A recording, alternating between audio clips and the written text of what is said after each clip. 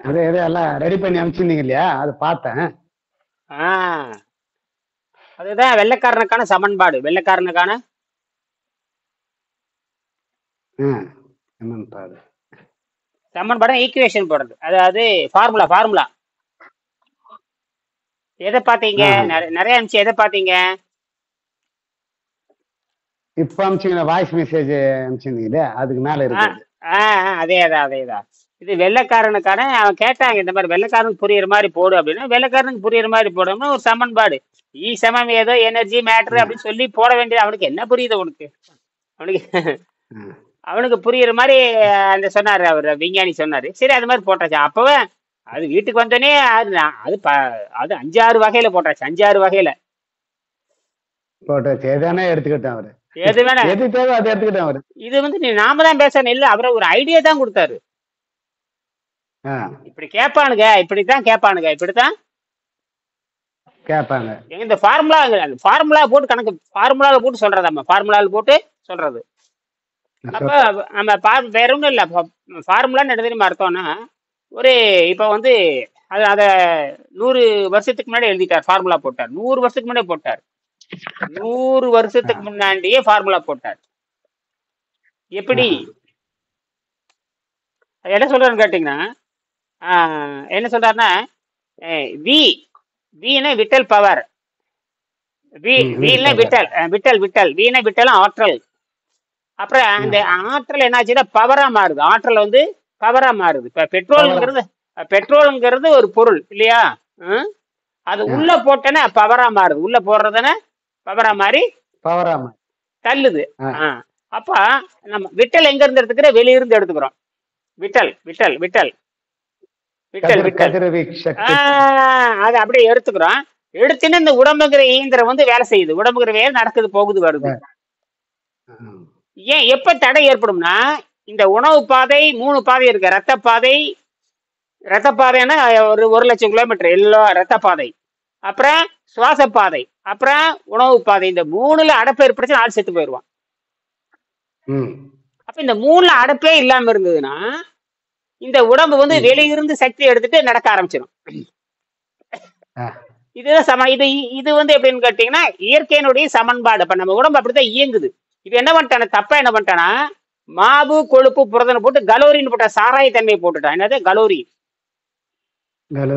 இந்த கலோரி எங்க வரும் கேட்டீங்கன்னா ரயில் என்ஜினுக்கு தான் வரும். எந்த என்ஜினுக்கு? ரயில் என்ஜின், டீசல் என்ஜினுக்கு தான் வரும். அந்த காலத்துல ரயில் என்ஜின் ஜிக்கு புக்கு கறி போட்டு செய்வாங்க. அதுக்கப்புறம் என்ன பண்ணானுங்க, எண்ணெய் கண்டுபிடிச்சானுங்க. பெட்ரோல் டீசலுங்கிறது எண்ணெய் கண்டுபிடிச்சானுங்க. அப்புறம் அவ்வளவுதான். இந்த கணக்கு போட்டு கலோரின்ட்டானுங்க. கலோரின்னா இவ்வளவு பவர் கொடுக்கணும். அட கலோரிங்கிறது செயற்கை மிஷினுக்கு தான் கலோரி. செயற்கை மிஷினுக்கு தான் கலோரி. நீ கண்டுபிடிச்ச அந்த டீசல் இன்ஜினுக்கு கலோரி, நீ கண்டுபிடிச்ச கப்பலுக்கு கலோரி. மனுஷன் இந்த உயிருக்கு எப்படி கலோரி போட முடியும்? கலோரின்னா சாராயத்தன்மை. கலோரின்னா சாராயம்னு அர்த்தம். சாராயம். நீ பாத்தீங்கன்னா, நீ சாராயத்தை பாத்தீங்கன்னா சாராயத்துல கூட போட்டிருப்பான் இத்தனை கலோரி இருக்கு அப்படின்னு போடுவான். அட பாவிகளை, சாராயம் பீரு பிராந்தியில பாத்தீங்கன்னா நீ இவ்வளவு லிக்கரு. அது மட்டும் இல்ல, நீ பெப்சி கோலா வாங்கினாலும் சரி, Pepsi drinks, hot drinks, chaat கடையில் விற்கிற எல்லாம் வாங்கினாலும் பாத்தீங்கன்னா கீழே கலோரி வேலை. சாராயத்தன்மை. கலோரின்னா சாராயம்னு அர்த்தம். இதைத்தான் ஆரோக்கியம் பேசிட்டு இருக்கிற அந்த பன்னிக்குட்டிகள். இப்ப நான் என்ன பண்ணேன், அவர் சொன்னாரு, எனக்கு உங்களை பத்தி இதை பத்தி எனக்கு எதுவுமே தெரியாது, இருந்தாலும் வெள்ளைக்காரன் கேட்பாங்கிறதுக்காக நான் சொல்றேன் அப்படின்னாரு. சரிங்க அப்படின்ட்டு நான். ஏன்னா அவங்க வெள்ளைக்காரன். சரி, ஒரு விஞ்ஞானம் சொல்றது கேட்டுதான் தீரணும் இல்ல. அவர் சொல்றது மேல என்ன தீர்மானிக்கிறாங்களோ அப்படித்தானே. ஆமா, ஏன்னா நான் வெள்ளைக்கார பாடத்தை படிக்கிறதுனால அவனுங்க அப்படித்தான் கேட்பானுங்க. சரி அப்படின்ட்டு நானு சொல்லிட்டு, அவன் ஏற்கனவே வெள்ளைக்காரன் எழுதியிருக்கான். இந்த வெள்ளைக்காரன் பண்றதே தப்புன்னு ஒரு வெள்ளைக்காரன் சொல்றான். வெள்ளைக்காரன் பண்றதே தப்புன்னு வெள்ளைக்காரன் சொல்றான்.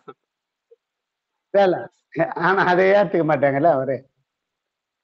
ஆமா, ஏத்துக்க மாட்டாங்கல்ல அவர் சொல்ற விஞ்ஞானி. ஆமா, ஆனா இந்த விஞ்ஞானிகளுக்கு எதுவுமே தெரியாதுங்கிறத விஷயமே. விஞ்ஞானிகள் வந்துட்டு எதை ஒண்ணு பிடிச்சுக்குவாங்க, எதை ஒண்ணு பிடிச்சுக்கிட்டு அதுதான் இறுதின்னு பேசுவாங்க.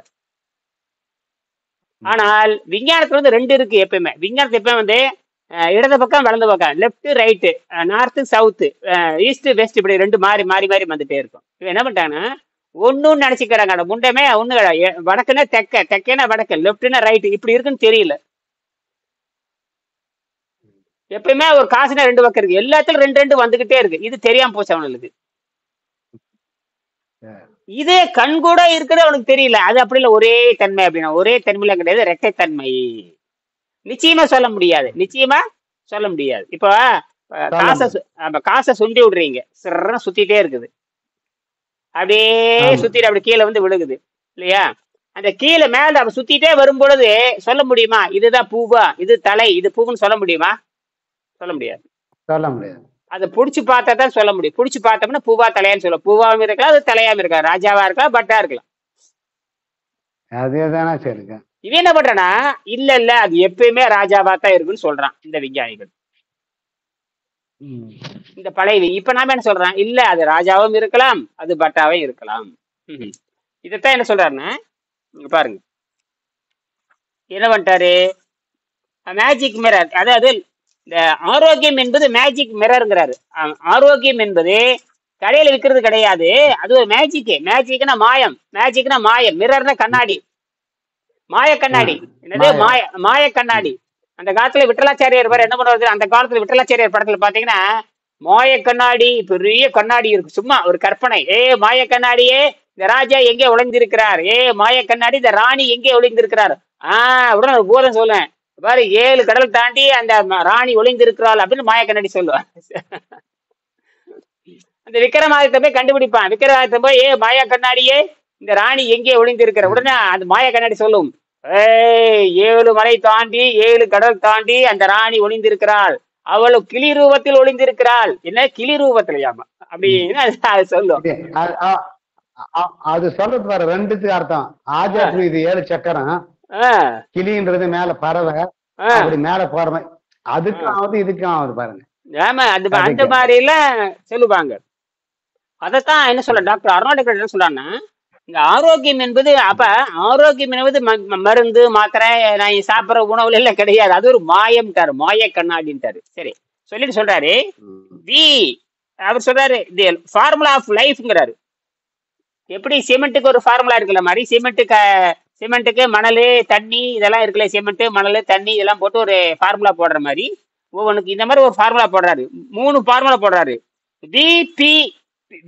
விபிஓ, அதுதான், அவ்வளவுதான். விபிஓ, இந்த 3 தான் கணக்கு. விபிஓ அவர் சொல்றாரு, இந்த வி வந்து ஈக்குவல் டு பி. வினா விட்டல், பினா பவர், ஓனா தடை, அப்செக்ஷன், ஓனா தடை. இப்ப வண்டி ஓடிட்டே இருக்கிறப்போ முன்னாண்ட கல்லு கரடு மேடு இருந்தா வண்டி கட கட கடன்னு ஆடி நின்று போயிடும். வடவடன் என்ன கல்லு முட்டை கல்லு இருக்குது, தடவை இல்லை. ஆமா, அவ்வளவு நின்று போய் கடகன்னு போய் அப்படியே வேகமெல்லாம் குறைஞ்சி அப்படியே டேரக்ட் நின்று போயிடும். அது மாதிரி நம்ம உள்ள இருக்கிற இது குழாய்க்குள்ள ரத்த அடைப்பு இருந்துச்சுன்னா அடைப்பாயி நீக்கிது. அதேதான்ப்பா, அங்க அதே அடைப்பு தான், இங்கேயும் அதே அடைப்பு தான். இது கேட்டா அது தடைங்கிறான். இன்னும் சொல்லுவானுங்க ஃப்ரிக்ஷன், உராய்வு. பிரேக் பிடிச்சி நான் நின்று போயிடும், பிரேக் பிடிச்சின்னு வச்சு நிற்கும். அதுக்கு பேரும் அதுக்கு பேரும் தடைதான், அதுக்கு பேரும் தடைதான். அந்த கல்லு முள்ளு கட்டி விட்டு மேடு பள்ளம் இருந்தால் வண்டி குளிங்க ஆடி நின்று போயிடும், அதுவும் தடைதான். அப்ப எல்லா வகையிலையும் தடை ஏற்படுகிறது அப்படின்னா இவன் சொல்றான். அப்ப ஆற்றலை வெளியிருந்து எடுக்குது, அது பவரா மாத்துது. அப்படின்னு இந்த உணவு பாதையில் அடைப்பு இருக்கப்படாது, ரத்த பாதையில் அடைப்பு இருக்கப்படாது, அப்புறம் உணவு பாதை, ரத்த பாதை, காற்று பாதை, சுவாச பாதை, இந்த 3ம் தான் அடிப்படை. எனக்கு பாத்தீங்கன்னா அங்க பாருங்க,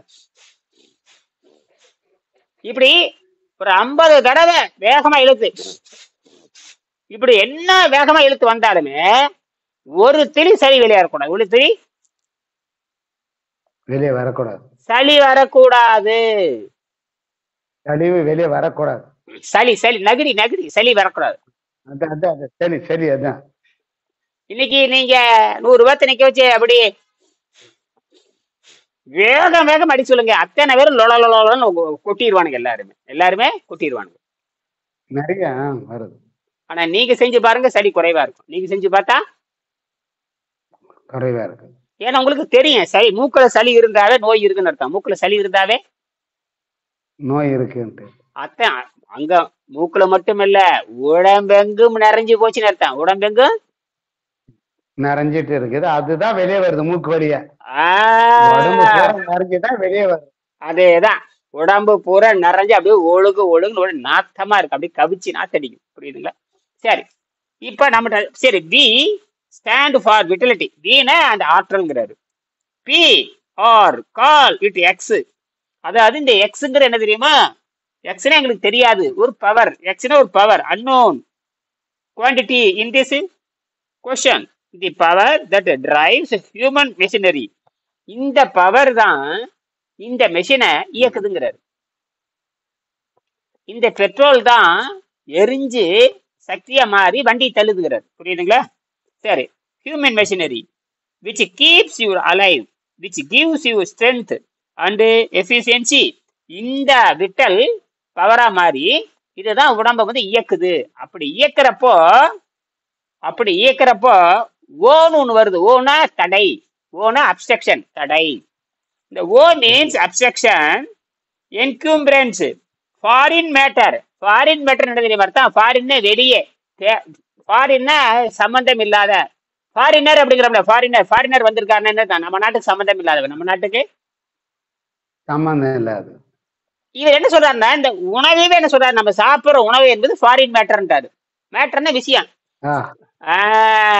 இந்த ஃபாரின் மேட்டர் சாப்பிடுறது, இட்லி, தோசை, பூரி, பொங்கல், பழம், கீரை, காய், பழம், கனி எல்லாமே எல்லாம் ஃபாரின் மேட்டர்ன்றாரு. அழகா சொல்றாரு. சம்பந்தமே கிடையாது. அந்த சம்பந்தமே இல்லாதனாலதான் foreign matter. O means obstruction, encumbrance, foreign matter. அந்த ஃபாரின் மேட்டர் எப்படி பிரிக்கிறாரு? நச்சுத்தன்மை, அப்புறம் சகிலி அப்படிங்கிறாரு. நச்சுத்தன்மை, நகுடி, mucus, and in short all internal impurity.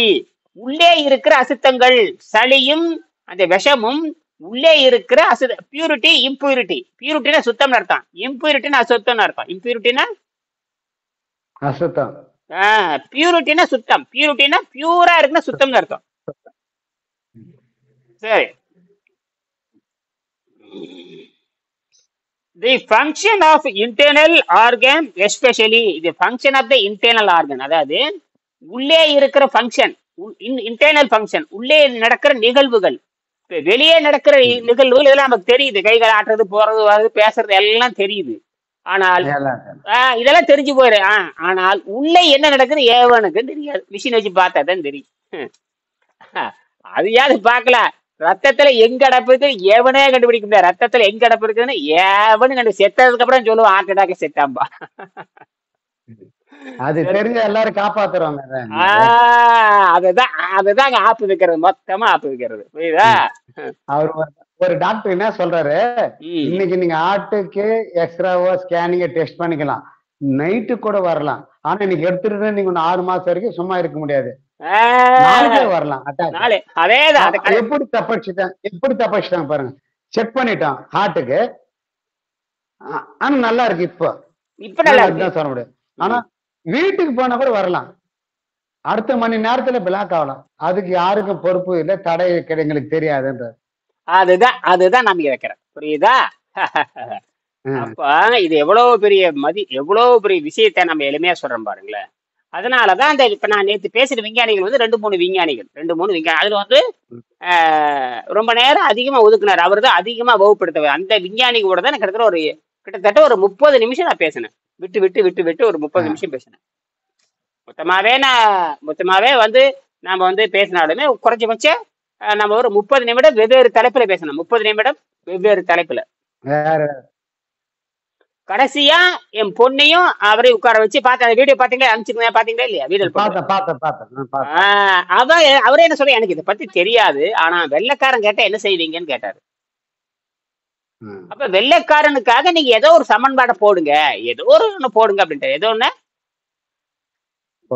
அப்பவே யோசிச்சு நான் அந்த நேரத்துல சொல்ல வரலன்னா, என்னங்க வெள்ளைக்காரனை பத்தி சொல்லிட்டே இருக்கு. இல்லைங்க, அவன் அப்படித்தான் கேட்பானுங்க, அப்படிதான். ஏன்னா நான் அப்படித்தான் படிக்கிறேன்.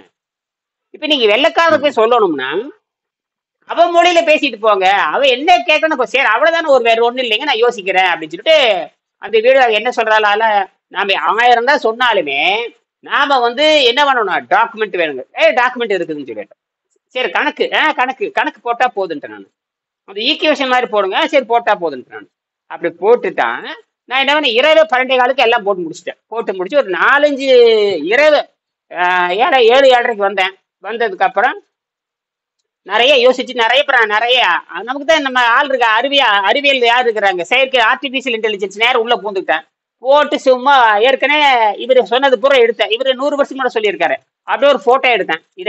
போட்டோ எடுத்து முதல்ல உள்ள கொடுத்துட்டேன்.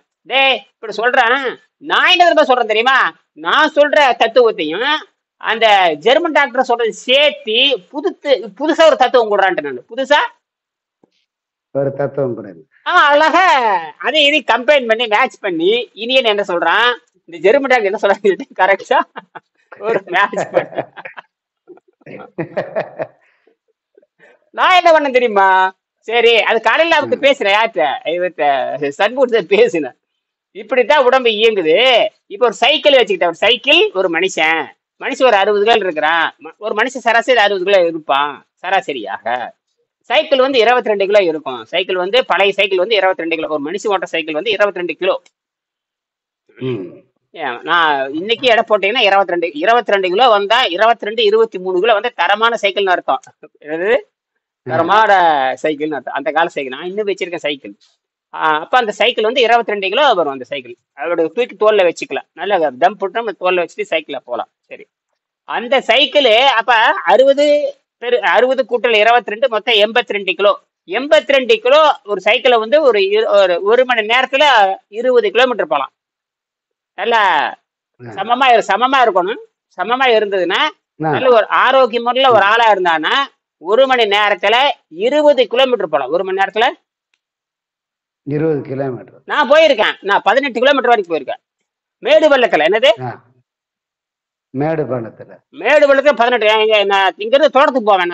ஒரு ஏக்கர் காடு வாங்கி தான் அது படம் போட்டுருந்தேன். பாத்தீங்களா, வீடியோல போட்டிருந்தேன் பாத்தீங்களா இல்லையா? ஆமா, அது வெள்ளிக்கிழமை போயிருந்த போட்டது. சரியா, அங்க மழையே இல்ல. உங்க ஊர்ல நல்லா மழை பெஞ்சிருக்கா தெரியுது. கர்நாடகா அங்க கொஞ்சம் மழை. தர்மசல நல்ல மழை. தர்மசல பக்கம் நல்ல மழை. தர்மசல ಮಂಗಳೂರೆಲ್ಲ ಉಡುಪಿ ಮಂಗಳೂರು ಚಿಕ್ಕಮಂಗ್ಳೂರು நல்ல மழை. பேஞ்சுக்கிட்டே கசன்னு பேஞ்சிட்டே இருக்குது. அவனை கூட்டிட்டு போய் தான் விசாரிக்கிறானுங்க. அவனை கூட்டிட்டு போய்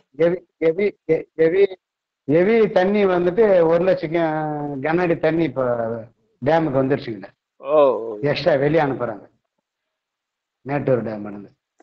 அதான் சொல்றேன். அப்ப அந்த நேத்ராவதியில நம்பி போவோமே, நேத்ராவதியில ரொம்பதான் போயிருக்குங்க இருக்கு நேத்ராவதி. இப்ப இந்த தர்மசலா அந்த ஆறு என்ன நேத்ராவதி தானே தர்மசலா? ஆமா ரொம்பதான் வெளியே அனுப்பிச்சுட்டாங்க. 40,000 கனஅடி வெளியே அனுப்புறாங்க. அப்ப அங்க ஏற்கனவே போட்டிருந்ததுல சொல்றதுல பாதி காணா போயிருக்குமே. பாருங்க எல்லாம் திட்டமிட்ட பாருங்க, பாதி காணா போயிருக்குமே. அடிச்சுட்டு போச்சுன்னா அந்த எலும்பு எல்லாம் போயிருமே. அந்த ஆத்துல பாத்துதான் அந்த பாருங்க எவ்வளவு சூழ்ச்சியா பண்ணிருக்கான் பாருங்க. ஆத்துல வருஷம் தண்ணி வந்து அடிச்சுட்டு போக கூடாது தெளிவா பண்ணிருக்கான் பாருங்களேன். என்னது தெளிவா பண்ணி இவங்க எல்லாம் ஒரு கணக்குங்க. அவங்க கையில ஒரு பொண்ணு கிடைச்சால ஒரு யாருன்னா யாருக்கும் அவங்க உயிரோட அனுப்பக்கூடாது. வெளியே மறுபடியும் அனுபவிச்சு அவங்க மல்டர் பண்ணி போட்டணும். அவங்க வெளியே விட்டு அவங்க மாட்டிக்கிறாங்கன்றது அவங்களுடைய பிளானு. இத்தனை வருஷமா யாரே செஞ்சாலும் இதுதான் அவங்களோட பிளான். பயங்கரமா பண்ணிக்கிறாங்க. சரி, ஆனா பல நாள் திருடன் இன்னைக்கு இல்லாட்டி என்னைக்கே ஒரு நாளைக்கு அவனை போட்டெறியும். பல நாள் திருடன் ஒரு நாள் எப்போ ஒரு நாள் அது எப்ப நடக்குதுன்னு தெரியாது. எப்ப நடக்குன்னு காத்துன்னு இருக்குங்க. இயற்கை கிட்ட யாரும் தப்பிக்கவே முடியாது. தப்பு பண்ணிட்டே இரு. ஒரு நாளைக்கு அந்த அவ மயக்கத்தை தப்பு பண்றப்ப எவனாச்சும் ஒருத்தர் உள்ள போய் போட்டு எரிஞ்சிட்டு வந்துடுவான். திட்டமிட்டு பார்த்துக்கிட்டே இருப்பான். மாறு வேஷத்துல இருந்து அவ மாதிரி சாதிக்கார மாதிரி இருந்து நடிகன் மாதிரி சமையல்கார மாதிரி உள்ள போய் பல நாள் இருந்து எவன் இருக்கன்னு பார்த்துக்கிட்டு போட்டு 4-5 பேர்த்த வெட்டி அடிச்சுட்டு அது நடக்கலாம். வேற மாதிரி கூட நடக்கலாம். என்ன வேணாலும் நடக்கலாம். துப்பாக்கி ஒடிச்சுட்டு என்னையே நடக்கலாம். என்ன வேணாலும் நடக்கலாம். அவனுக்குள்ளேயும் சண்டை வந்து வெளிவந்தாலும் வரலாம். அவனுக்குள்ளேயும் சண்டை வந்து அவனுக்குள்ளேயும் சண்டை வருது வச்சு ஏதோ பொம்பளை சண்டை காத்துக்கிட்டே இருக்கும்.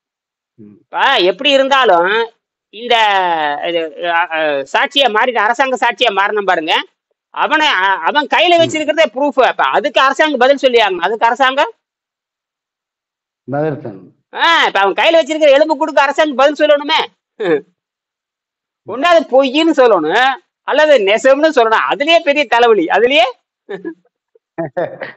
தலைவலி. ஏன்னா ஆமா, ஆக்கப்பட்ட சொத்து அத்தனை அரசாங்கத்துக்கு சொந்தம். ஆக்கப்பட்ட சொத்து அத்தனையுமே. அரசாங்கத்துக்கு சொந்தம். அப்ப இந்த எலும்பு யாருக்கு சொந்தம்னு கேட்பையோ, இந்த எலும்பு யாருக்கு கண்டுபிடிச்சு விடுறான்பா. இதை இங்கதான் எடுத்த அந்த எலும்பு அவன் கையில் வச்சிருக்க எலும்புக்கு அரசாங்கம் பதில் சொல்லியாங்க. அரசாங்கம் முறைப்படி அந்த அரசாங்க சொத்து முறைப்படி அரசாங்கத்தோட சொத்து. பின்ன என்ன, அது ஆராய்ச்சி பண்ணி பார்த்து கண்டுபிடிக்கிற. எங்கடா எடுத்த? இந்த இடத்துல எடுத்த. அதுவே எவிடன்ஸ். என்ன சீக்கிரம் திருடன் தீக்க மாட்டான், அந்த கொலைகார சீக்கிரம் சீக்க மாட்டான். ஆத்துல இவ்வளவு தண்ணி போகுது. ஆனா ஒண்ணு, இப்ப ஆத்துல புதைச்சது அது அடிச்சிட்டு போகும், நடுக்காட்டுல புதைச்சது அது மாட்டிக்கும் இல்லையா? அதெல்லாம் இருக்கு.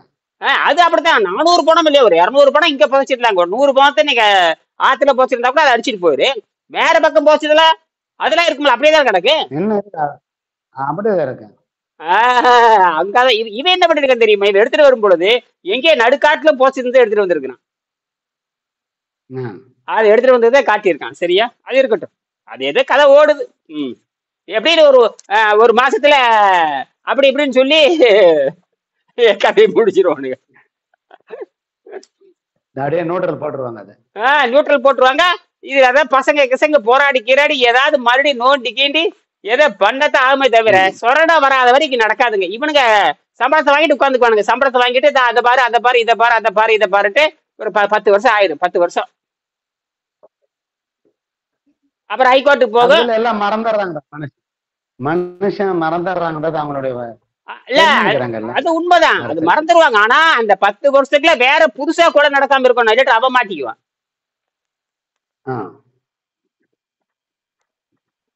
அப்ப என்ன பண்ணணும்? இன்னொன்னு என்ன பண்ணுவான்னா, இப்ப அநேகமா ஹைகோர்ட்டுக்கு போய் சுப்ரீம் கோர்ட் போறதுக்கு 10 வருஷம் ஆயிரும். சுப்ரீம் கோர்ட் என்ன பண்ணுவானா, அந்த கோயில அப்படியே அரசாங்கத்துடைய உரையை மாத்தி எல்லா இடத்துல கேமரா வச்சு 24 மணி நேரம் வாட்ச் பண்ற மாதிரி இத வரலாம்.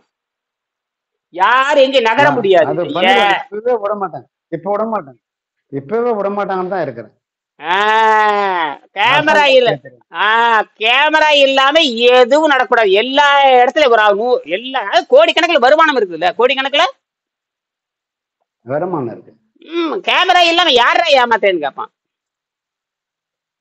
அந்த லாயர் கேட்கணும், அந்த நீதிபதி கேட்கணும், இவ்வளவு நடந்திருக்கே, இதுதான் இல்ல கேமரா இல்லாம ஏமாத்திட்டு இருக்கிறீங்களா அப்படின்னு கேட்பான். அதெல்லாம் வரட்டும். இப்ப நாம நல்லது நடக்குன்னு முயற்சி பண்றோம், பார்ப்போம். சரி, முடிச்சுக்கலாம். ஓகே. இந்த உடம்பானது அதாவது என்னன்னா, you can therefore see through this equation that soon O become greater than P. The human machine must come to a stand still.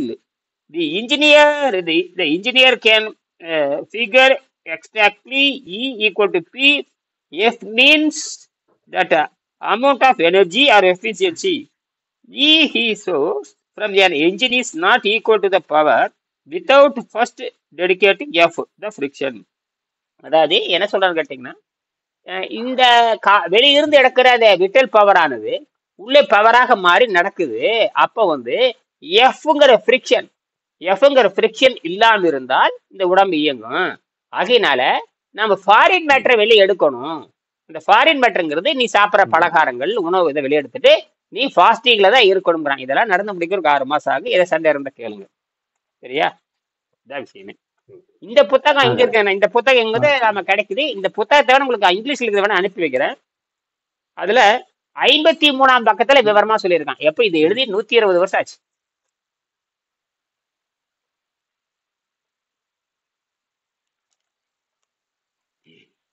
தமிழ்ல கிடையாது. இல்ல அதெல்லாம் பண்ண முடியாது. அதுல ஜெர்மன் புத்தகம், அதெல்லாம் ஜெர்மனி. தமிழ்ல மொழிபெயர்த்தாலும் புரியாது. தமிழ்ல மொழிபெயர்த்தாலும் புரியாது. ஜெர்மன்காரன் எழுதுனது என்னது? ஜெர்மன்காரன் எழுது ஆங்கிலத்துல மொழிபெயர்த்திருக்கிறான். தமிழ்ல கிடையாதுங்களா? பண்ண முடியாது. பண்ணுனாலும் பண்ண முடியாது, பண்ணாலும் புரியாது, பண்ணாலுமே புரியாது. இது மட்டும்தான் புரியும், இதுதான் புரியும். இதுக்குமே விளக்கணும், இதுக்குமே சார் இதுவே 2000 வருஷத்துக்கு அப்புறம் வருது. நேற்று அந்த விஞ்ஞானிட்டு பேசும்போது சொன்னாரு, ஐயா ஐயா இது 2000 வருஷம், நீங்க 2000 வருஷம் இருக்கலாம், 10,000 வருஷம் இருக்கலாம், நீங்க அதெல்லாம் பிரச்சனை இல்லை, அவனுக்கு சொல்ற மாதிரி ஏதோ ஒண்ணு போடுங்கன்னாரு. நான் போட்டுட்டேன், அவ்வளவுதான். நான் ஈன்னு கொடுத்தேன், எனர்ஜி மேட்டர் அப்படின்னு கொடுத்தேன், எனர்ஜி மேட்டர் ஃபிரிக்ஷன் கொடுத்தேன். எனர்ஜி மேட்டர் ஃபிரிக்ஷன் கொடுக்கல. எனர்ஜினா சக்தி, மேட்டர்னா பொருள், இன்ஜின் இன்ஜின் அப்செக்ஷன், இன்ஜின் ஃபிரிக்ஷன்னா உராய்வு.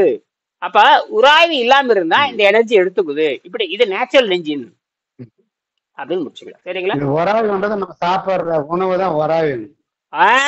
நாம சாப்பிடுற உணவு தான் உராய்வு ஏற்பட்டு ஆளை கொண்டு போடுது, தேங்கி தேங்கி தேங்கி தேங்கி கொண்டு போடுது. அது இல்லைன்னாக்கா அது ஆற்றலை உள்ள எடுத்துக்குது. வெளியிருந்து ஆற்றல் எடுத்துக்கிட்டு உடம்பு வந்து தள்ளி கொடுக்குது, வெளியிருந்து ஆற்றல் எடுத்துக்கிட்டு உள்ள தள்ளி கொடுக்குது. அது வேலை செய்யறதுக்கு நம்ம விடாம சாப்பிட்டுனே இருக்கிறோம். அந்த இன்ஜின் நகராம இருக்கிறதுக்கு என்ன பண்ற, சளியும் விஷத்தையும் போட்டுறான். சளியும் விஷத்தையும் போட்டோன்னே எல்லாம் பிளாக் ஆயிருது, எல்லாமே பிளாக், எங்க அடைச்சிருது. இத வந்து முதல் உள்ள அந்த சக்தி இசுக்கக்கூடிய தன்மை உள்ள இருக்கிறதுக்கு வழி இல்லை. அதேதான். இப்போ இன்ஜினுக்குள்ள பார்த்தா ரேடியேட்டர் இருக்குது, டியூப் இருக்குது, ரேடியேட்டர் ஒரு டியூப் இருக்கு, அதுல ஓடிட்டு இருக்குது, அதுல தண்ணி ஓடிட்டு இருக்குது. அப்புறம் இன்ஜின்ல இருந்து கார்பன் புகை குழாய் வெளிவருது, ஃபயர் ஆகுது. அந்த புகை போற அது எக்ஸாஸ்ட் ஃபேன் சைலன்சர் வழியாக வெளியே வருது, அது கருப்பா வெளியே போகுது. இதெல்லாம் அடப்பு இல்லாம இருக்கணும். இதெல்லாம் வந்து அடப்பு இல்லாம இன்ஜின் நல்லா இருக்கு. நீங்க சைலன்சர்ல கறி ஏறிடுதுன்னா அதை கிளீன் பண்ணணும். சைலன்சர்ல கறி ஏறிடுதுன்னா அதை கிளீன் பண்ணணும். இல்லைன்னா கறி கட்டிச்சு அப்புறம் அவ்வளவுதான், இன்ஜின் ஸ்டார்ட் ஆகாது. இன்ஜின் ஸ்டார்ட் ஆகுது. இது போய் அங்க ஸ்டார்ட் ஆகுறப்ப இந்த புகை போய் நேரம் இன்ஜினுக்குள்ள போய் போந்துடும். அப்ப இன்ஜின் டபக் டபக் டபக் அப்படின்னு நிடுவார். அவ்வளவுதான். சரியா? சரி, மீண்டும் சந்திக்கலாம். 8 மணிக்கு. நன்றி. வாங்க, 8 மணிக்கு வாங்க.